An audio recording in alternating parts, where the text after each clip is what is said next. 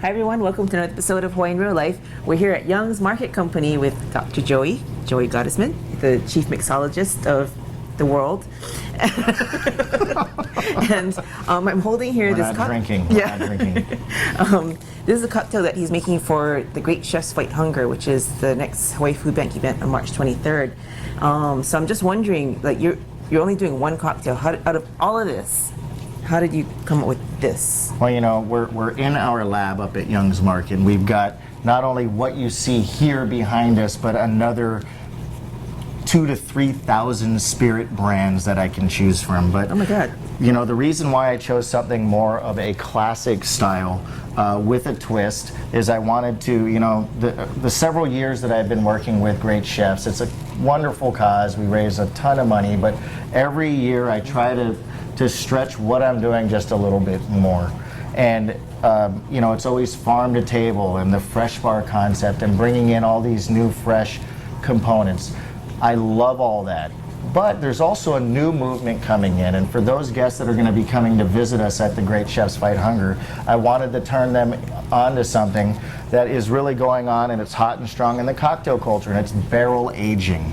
And what better to use for barrel aging than, of course, Bacardi. Bacardi is the #1 selling brand in not only the US for rums, but worldwide. And I decided to go ahead and do a classic interpretation of a cocktail that I aged. And what I'm doing is a candied Cuba Libre. We've got to bring it home though, and I'm going to use candy that I've made with these dried fresh hibiscus, all local. I get these hibiscus from the Royal Hawaiian, and then I dry those out, and I make a reduction with water and sugar out of that. And this is going to age for 39 days. Wow. I'm going to spice that up with a little bit of the brand new Bacardi Oak Heart. Fantastic new spiced rum that's out on the market now. And then I'm going to lighten it with just a little dash of some sweet vermouth. We're going to finish that off to make it a Cuba Libre with some fresh island-grown lime swath right over the top, just to kind of dry it out. Now, the reason why I chose this is because a lot of times it's about consumption, but classic cocktails, like the one that you're enjoying here, this one is my prototype, aged 33 days in a La Boulavardère essenced barrel. As you're drinking that cocktail, it's not about taking gulps and slamming. It's really about enjoying first the nose, and then the mouthfeel, and then the finish. So a cocktail like this can last you up to 20 minutes to half an hour, depending on how thirsty you are or how you'd like the flavors on your palate to develop. So when you bring that up to your nose, you first get the aromatics, you've got the fresh citrus over the top. That citrus is nice. As you bring it up to your palate and take a sip, it's nice and dry, but it's got some viscosity and some sweetness there that then finishes off with floral qualities of the hibiscus, some spice from not only the barrel, but the Bacardi Oak Heart itself, maybe some jammy or plumminess. A little bit, yeah. Yep, from the martini. And then, of course, the overall fortification here. And this cocktail itself will lend itself to an experience that starts off differently in the beginning and really nice and smooth at the end. So it's going to take you from flowers to smoke to spice to all sorts of different things, and it's going to be different for everybody. Now, so will it, if I'm nursing this for like 20 minutes, is it going to taste differently at the end of the 20 minutes when I'm sipping it? Like it absolutely will, because as you're drinking alcohol, it's alcohol. It does affect your palate, so it's going to do what's called season your palate up. What if you're eating and drinking? So it's also going to depend on if you're on a full stomach, an empty stomach, or you're enjoying this with something. So if I were to go ahead and pair that, I'd probably say ribs hands down. Something on a barbecue level or with some spice, because it does have the sweet notes there. It'll cool the palate off. And then it's almost like putting another sauce on top of that as you're enjoying the cocktail. Yeah, it's very nice. It kind of reminds me of a Manhattan, but not. I mean, because it has that, I don't know how to explain it. I don't even. Well, that's very astute. This is a variation of a Manhattan style cocktail. In fact, I'm not shaking it.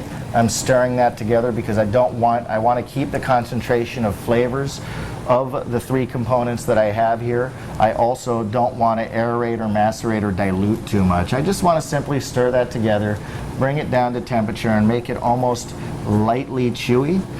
The difference between this and perhaps a Manhattan, because it does have the production of hibiscus in there and some of the spices, that it's not as dry. Right. You know, it doesn't just dissipate and leave you kind of almost wanting more in a sense. This one here I think is more of a full rounded flavor from the nose when you bring that up with that fresh citrus all the way to the back, and I think it ends with those citrus notes as well. It does. I can tell you that as I'm drinking this, it tastes like almost like something is coating my tongue. Exactly. Yeah. That cloying quality is really put together with the spice and the hibiscus. Oh, okay. And that's where that candied hibiscus Cuba Libre is coming in. Of course, it's not a rum and coke with a lime, Yeah. but it is going to be finished off with a fresh swath of island grown lime right over the top, which will give it that appearance. The aging in the barrel is going to give it that cola-like quality along with the plumminess and some of those bright fresh fruit, or excuse me, berry-like fruits from that Martini and Rossi sweet vermouth. Yeah, I'm getting that. Now, for Young's Market, you guys represent, what was it, 2,000 brands? Oh, at least, plus wine and sake. We even have a really nice beer out. But, you know, behind us with Stoli, Tequila Cazadores, Bacardi, Amaretto, Grey Goose, Bombay Sapphire, and God bless them, Jack Daniels. We've got our craft really nice Bruneladi line of single malt scotches. We've got Macallan, Remy, Wow. Louis Trey, just to name a few. We've got some great cordials here, something more in the boutique range with something like a Galliano Ristretto. This one here is a blend of Arabica and another bean, and here it comes. Robusto, thank you very much. Nice, rich. Never heard of Robusto. So we're doing really, really well with the brands that we have. The premium bars that we do our trainings in and our drink lists with using these brands, and of course heading up the front of the line with our Grey Goose line here. If you want to go into the fun area with our 3 olives, bubblegum.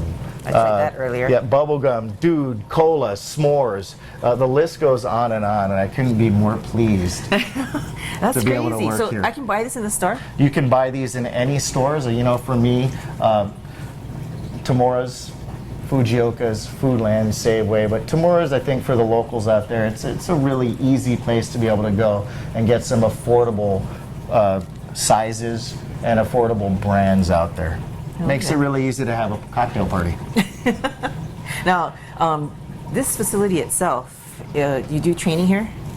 We do training here, and we do the training for restaurants and bartenders. So, Okay. So you have to be in the industry. you have to be in the industry to be a part of that, and we do those intermittently or as needed. Large hotels bring their staffs up here to get trained, and then I will train them in bartending, ergonomics, and mechanics. Least amount of steps, most amount of production, or cocktail development, things like that. And we have a great time being able to engineer from the womb to the tomb. Nice intimate Womb atmosphere. to the tomb. I never Sure. heard of that, but that's okay. So if you want to try this fabulous cocktail, make sure you get your ticket at hawaiifoodbank.org.